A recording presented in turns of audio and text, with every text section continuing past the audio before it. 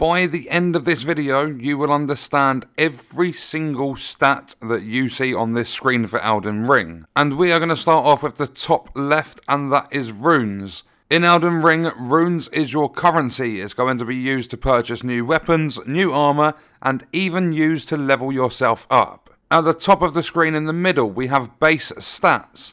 This is going to be your HP or your health. If you lose it all, you do die. FP or focus points, this is in charge of your magic, so be careful with it. Stamina is going to control how much you can roll and how much you can use your weapons in the game. And when you are in the game, if you look at the top left of your screen, you have 3 bars. Your health points is the red bar, your focus points is the blue bar, and your stamina is the green bar, looking from top to bottom. If you take a look at the max equip load, that is the in-game weight system. Items are going to have a weight tied to them, and the heavier the items are, the slower you are going to be with your rolling and stuff, so don't over-encumber yourself. It's probably just going to hold you back.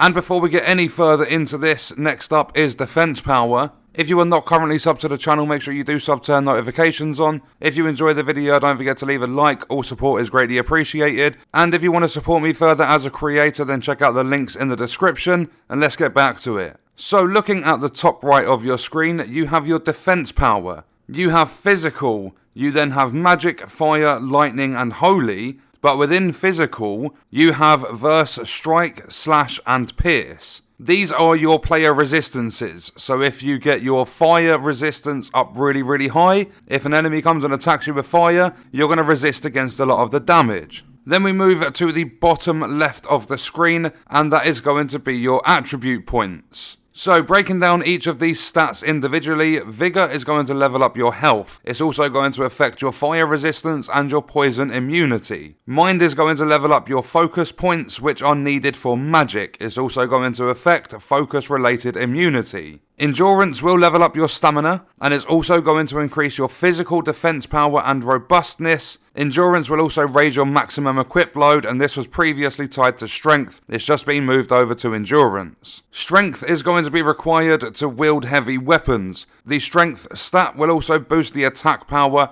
of strength scaling weapons. Dexterity is required to wield advanced weapons. It boosts the attack power of dexterity scaling weapons, it reduces casting time of your spells, reduces your fall damage, and also makes it even harder to fall off your horse or your mount. Intelligence is required to perform glintstone sorceries. It will also boost the magic power of intelligence scaling sorceries, and will improve your magic resistance. Faith is required to perform sacred incantations. It will also boost the incantations that scale with faith. And then last but not least, Arcane is basically your luck. It's going to improve your RNG, but it will also affect death resistance and certain sorceries slash incantations. Then if we have another look at the middle of the screen, but this time at the bottom, you have your attack power.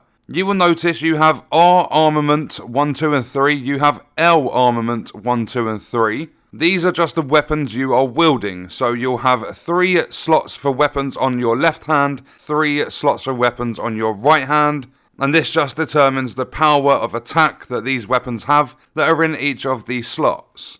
And then last but not least, to wrap this one up, we have body. So these are your 4 body resistances or defenses. Immunity is your resistance to poison and blight. Robustness is hemorrhage and frostbite. Focus is sleep and bouts of madness. And then death explains itself. So the higher your death stat, the lower chance you have of actually dying. And that was the ultimate stat guide for Elden Ring, helping you guys understand the stats that are in the game even more as we get ever so close to launch. And that is going to wrap this video up, so let me know your thoughts and stuff in the comments, and I will see you in the next one. I hope you guys enjoyed it.